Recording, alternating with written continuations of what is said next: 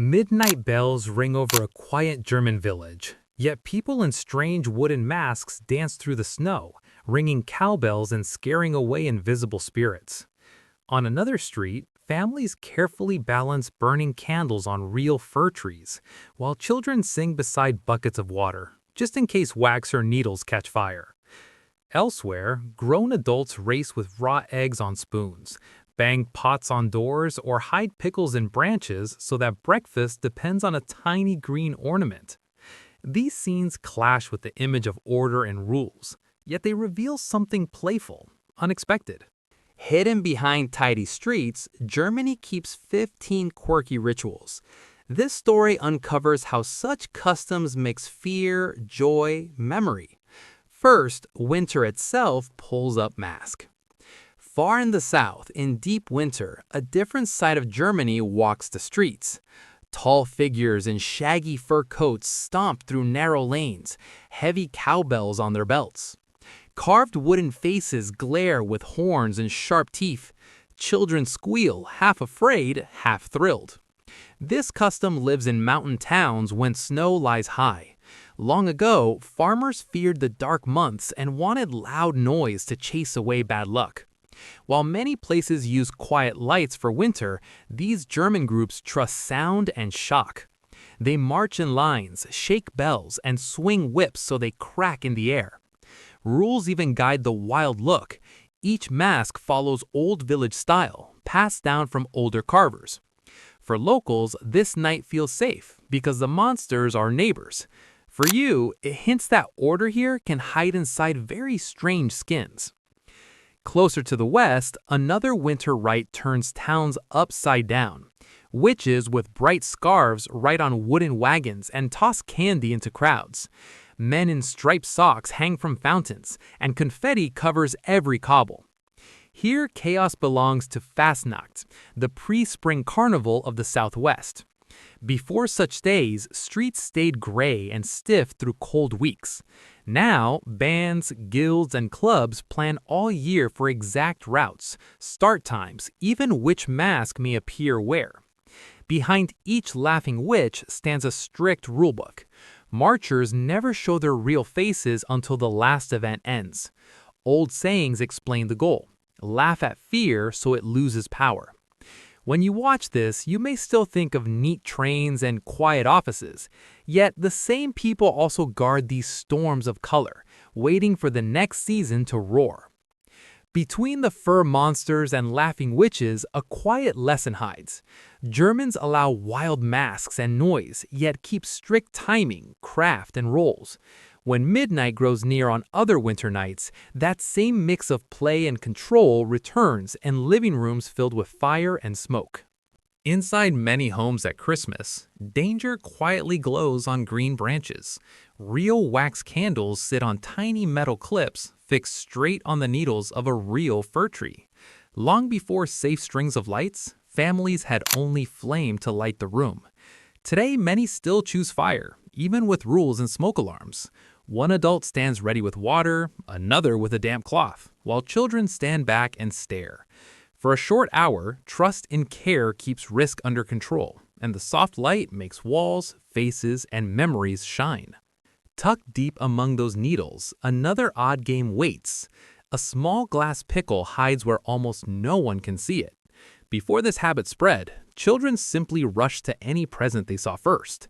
Now, the search matters more than speed. When the tree stands ready, parents slip the pickle between branches, then call the children in. Whoever spots the shape before anyone else wins a tiny gift or gets to open one package early. The fun lives in looking hard at every little space, as if Germany trains young eyes to hunt for details others might miss. Away from the tree, New Year's Eve brings its own small fire on spoons. Families gather around a table, each person holding a thin bit of metal over a candle flame. Long ago, the piece was lead. Now, safer alloys or even wax copy the old form. Before such games, a new year felt like a blank wall, with no clear sign of what might come. When the metal finally melts, it drops into a bowl of cold water and freezes into a strange lump. People lift the shape, Turn it, guess what it shows, and read a future into hills, holes, boats, or hearts. The whole room joins in slow talk about fear and hope, while sparks still pop outside. Out on the street that same night, a figure in black can bring luck with a single touch. Chimney sweeps move from house to house in dark coats, bright brass buttons, and often a soft hat. In past years, these workers saved homes from fire by scraping soot and ash from narrow flues. Without that hard work, every candle and stove carried real risk. Over time, people began to see the sweep as a sign that danger stayed away.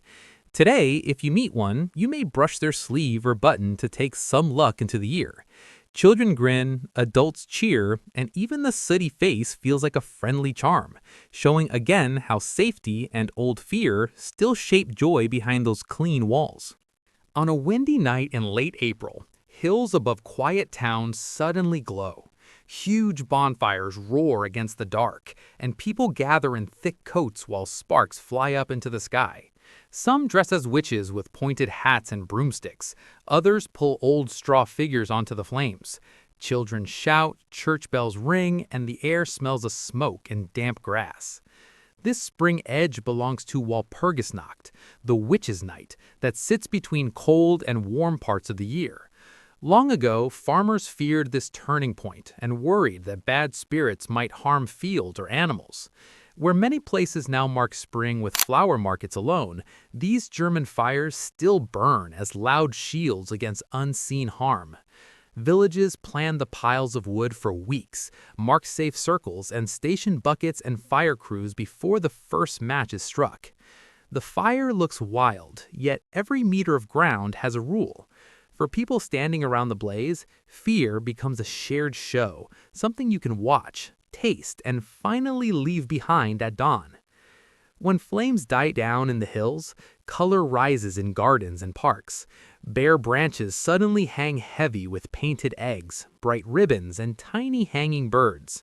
Trees that once held only leaves now sparkle with dozens of small shells in every shade.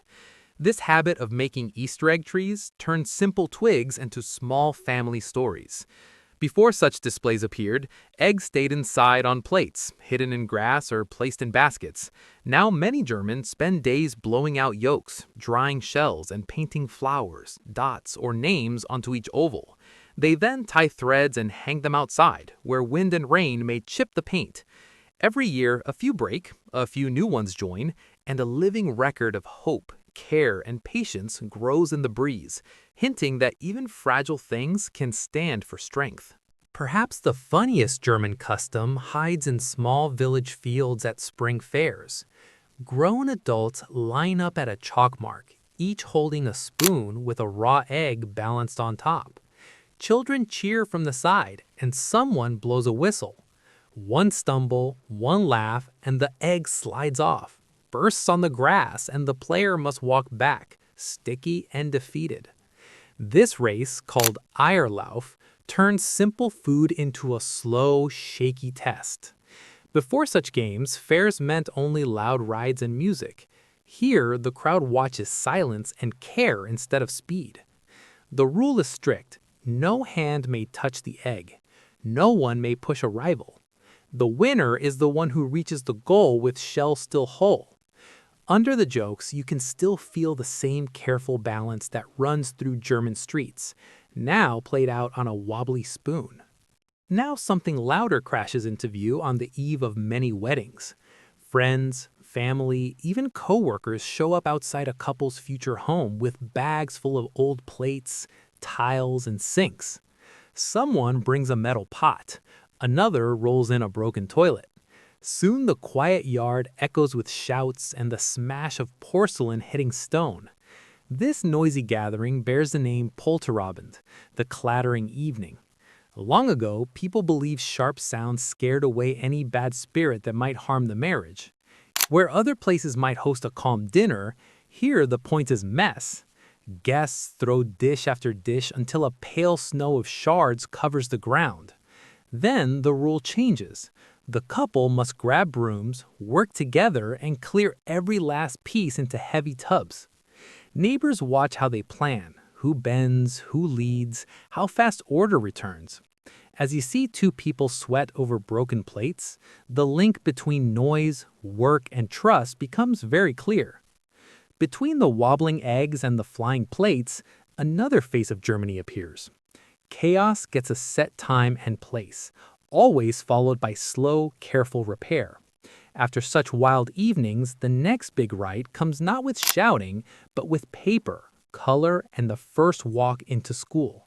On the first day of school, small children in Germany do not just carry a backpack. Each one clutches a giant paper cone, almost as tall as their upper body, wrapped in bright colors, ribbons, and cartoon characters.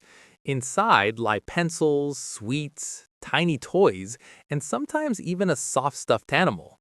Parents hold cameras, grandparents wipe their eyes, and the walk to the classroom feels less like a lesson and more like a parade.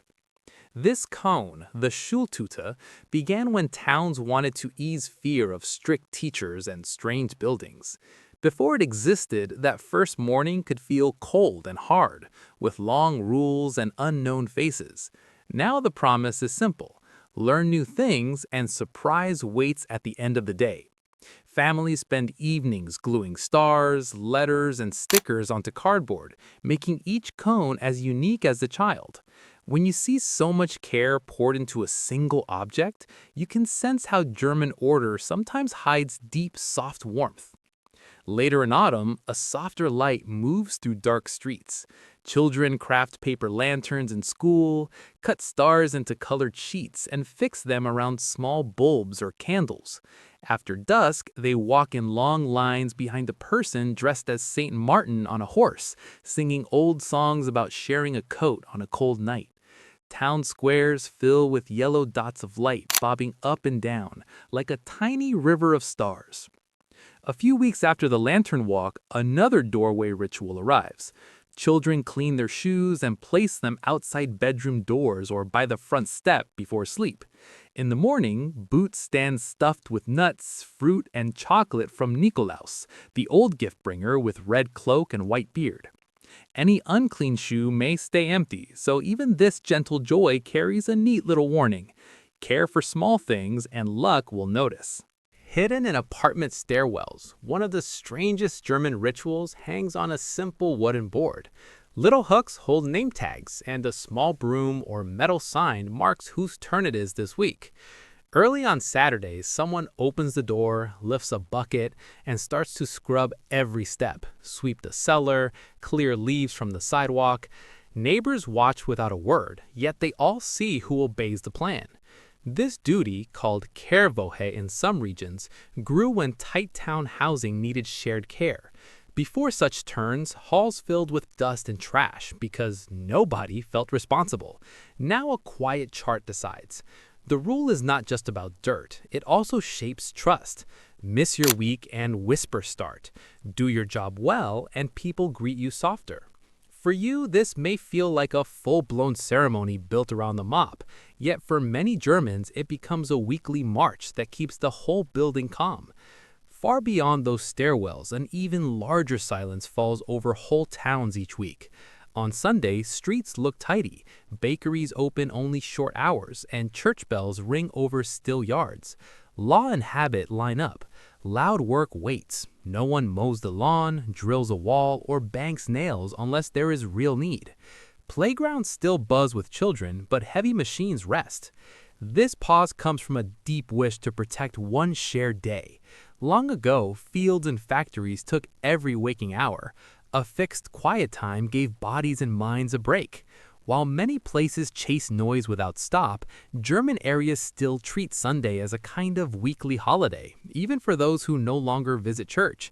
The result can confuse visitors who need a tool or a late shop, yet it also gives a rare sound. Birds, feet on gravel, low talk at kitchen tables. Under the broom chart and the silent day, the same logic hides as in the wild masks and burning trees. Germans turn even cleaning and resting into set rituals, so that order, fear, and joy can all live side by side without breaking the peace. Step back from the witches, eggs, brooms, and cones, and a clear pattern starts to shine. These 15 odd habits do not fight German order, they protect it. One strong thread is controlled chaos. Bonfires, masks, smashed plates, and loud bells all invite danger into a frame with firm edges. The fear of fire, bad spirits, and hard change does not vanish. It gets tamed by rules about where, when, and how noise may live. Another shared line is care for small things. A hidden pickle, a clean shoe, a staircase chart, a single lantern made by hand. Each tiny act says what you do matters, even when nobody watches. That quiet idea links Sunday stillness with school cones and chimney sweeps. Behind both stands memory. These customs teach children that they walk inside a long story, not a random present tense. Once you see that, Germany's mix of strict law and playful ritual looks less strange. It feels like a careful answer to deep old worries. Through them, risk turns into rhythm, and fear slowly changes into shared trust. From winter monsters to school cones, these 15 odd traditions sketch a Germany far richer than simple rules and tidy streets. Each custom wraps fear, joy, and memory into shared acts that shape how people grow, work, and rest together. If such small rituals can change how you see a whole country, many more stories still wait in markets, forests, workshops, and homes. Stay with this channel for deeper journeys into German days, seasons, and history. Subscribe, watch the next film, and keep exploring how hidden habits reveal a nation's secret heart. New episodes bring fresh angles on familiar scenes.